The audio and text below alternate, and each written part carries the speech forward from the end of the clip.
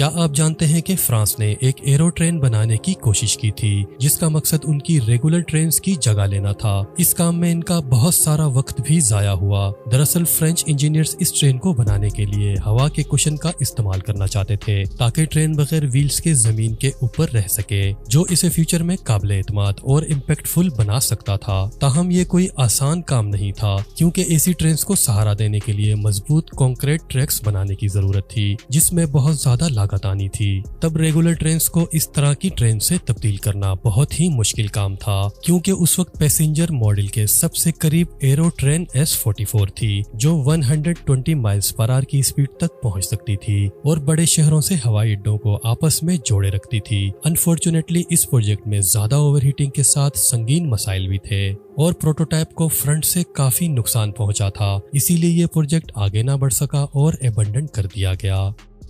हमने अभी arrow train S44 को देखा, लेकिन फ्रेंच इंजीनियर जीन बर्टिन की एक और कूल इन्वेंशन थी जिसे I-80HV कहा जाता है। इस ट्रेन को जीन बर्टिन ने उस वक्त बनाया था जब वो वाकई में कोई ऐसी चीज बनाना चाहता था जो बहुत तेज भी हो और पावरफुल भी। बेसिकली ये जीन बर्टिन की फर्स्ट I-8250 एरो ट्रेन का अपग्रेड वर्जन था जो इससे भी ज्यादा तेज और बेहतर स्पीड से चल सकता था। लेकिन 1974 में जीन बर्टिन ने इस ट्रेन को एक खास ट्रैक पर लाकर इसे जिंदा कर दिया था और इसके रिजल्ट्स हैरत अंगेज थे। ये ट्रेन 267 माइल्स पर आवर की स्पीड से चली और ट्रेन की स्पीड का वर्ल्ड रिकॉर्ड तोड़ दिया। ऐसा लगता था कि जीन बर्टिन ने बहुत बेहतरीन मशीनें बनाई हैं, लेकिन बदकिस्मती से फ्रेंच गवर्नमेंट ने एरो ट्रेन के प्रोजेक्ट्स को मंसूख कर दिया और इसके बजाय TGV के साथ आगे बढ़ने का फैसला किया। एरो ट्रेन I-80HV के कीमती पार्ट्स निकालकर शेवेली में स्टोर कर दिए गए और बाद में आग लगने से ये ट्रेन मुकम्मल तौर पर तबाह हो गई थी।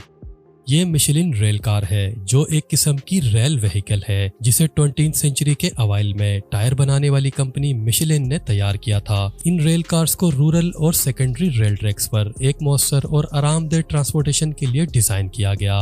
मिशेलिन रेल कार के आगे और पिछले एक्सेल पर रबर के टायर लगाए गए थे जिससे ये रेल कार पटरियों और सड़क दोनों पर ट्रेवल कर सकती थी। इस इनोवेटिव डिजाइन ने मिशेलिन रेल कार को उन एरियाज के लिए भी आइडियल बना दिया था जहाँ ट्रेन का बुनियादी स्ट्रक्चर लिमिटेड था। पहली मिशेलिन रेल कार 1931 में बनाई गई जिसमें सेंट्रल इंजन और दोनों साइड पर पैसेंजर्स के डब्बों के साथ एक स्ट्रीमलाइन डिजाइन पेश किया गया। मिशेलिन रेल कार बुनियादी तौर पर फ्रांस में इस्तेमाल होती थी, लेकिन यूरोप और अफ्रीका के दूसरे हिस्सों में भी इसका लिमिटेड यूज देखा गया।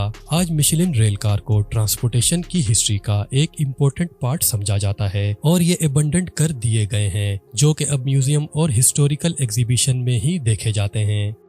आपने शायद पहले कभी बख्तरबंद ट्रेनें नहीं देखी होंगी जिन्हें आर्मर ट्रेन्स कहा जाता है, जो पहली बार 19th सेंचुरी के आखिर में इस्तेमाल की गईं। इन ट्रेन्स में मशीन गन्स, आर्टिलरी पीसेस और एंटी एयरक्राफ्ट गन्स जैसे हथियार नस्ब होते थे जो पहली बार जंग अजीम और रूसी खाना जंगी के दौरान तेजी से आगे बढ़ने, बड़े फासले तय करने, हेवी फायर पावर और सोल्जर की सप्लाई को प्रोटेक्ट फराहम करने के लिए इस्तेमाल किए गए थे। अगरचे अब ये बख्तरबंद ट्रेनें मिलिट्री टेक्नोलॉजी में तरक्की और दुनिया में ट्रेन के बेसिक स्ट्रक्चर के डिक्लाइन की वजह से बड़ी हद तक एबंडेंट हो चुके हैं, लेकिन अब भी ये मिलिट्री हिस्ट्री का एक अहम पार्ट हैं जिन्हें अजायब घरों और तारीखी नुमाइशों में देखा जा सकता है।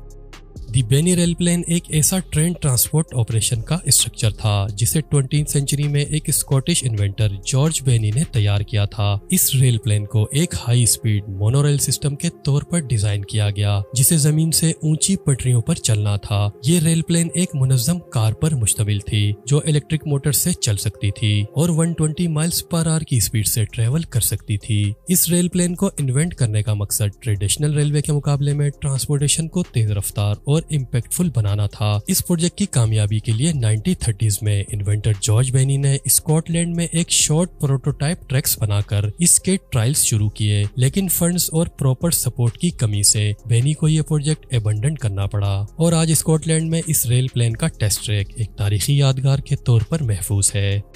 The Pennsylvania railroad T1 locomotive को 1940s की दहाई के आखिर में बनाया गया था जो French born American industrial designer Raymond Loewy का फैंसी स्ट्रीमलाइन डिजाइन था। लोकोमोटिव T1 को ओल्ड मॉडल्स को तब्दील करने के लिए एक तेज रफ्तार पैसेंजर इंजन होना चाहिए था, लेकिन इसने इतना अच्छा काम नहीं किया। T1 में ड्राइविंग व्हील्स के 4 सेट थे जो मुड़ सकते थे और एक ट्रेडिशनल इंजन से बहुत डिफरेंट थे। हत्ता के T1 के लिए एक नई किस्म का कोयला इस्तेमाल करने की भी कोशिश की गई, लेकिन फिर भी ये इतना अच्छा काम नहीं कर सका और इसे बहुत से प्रॉब्लम्स का सामना करना पड़ा, जैसे कि ब्रेकिंग डाउन और फ्यूल एफिशिएंट यानी ईंधन का मौसर ना होना जैसे मसाइल। अफसोस की बात यह है कि इस प्रोजेक्ट को 1950s की दिहाई में एबंडन कर दिया गया और आज सिर्फ एक T1 लोकोमोटिव बाकी बचा है जो पेंसिल्वेनिया के एक म्यूजियम में नजर आता है।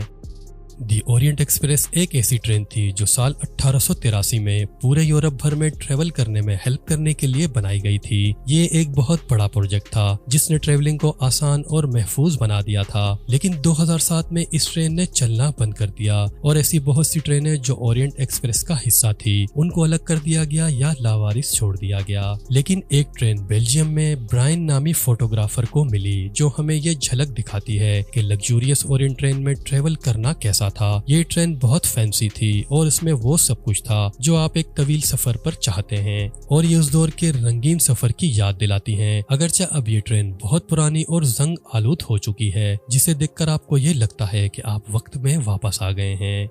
आई होप कि वीडियो आपको इन्फॉर्मेटिव और इंटरेस्टिंग लगी होगी। अगर ऐसा है तो वीडियो को एक लाइक और कमेंट सेक्शन में इसका फीडबैक जरूर दें। हमारे चैनल इन्फो माउंट को भी सब्सक्राइब कर लें। अपना बहुत ज्यादा ख्याल रखें। अल्लाह हाफिज।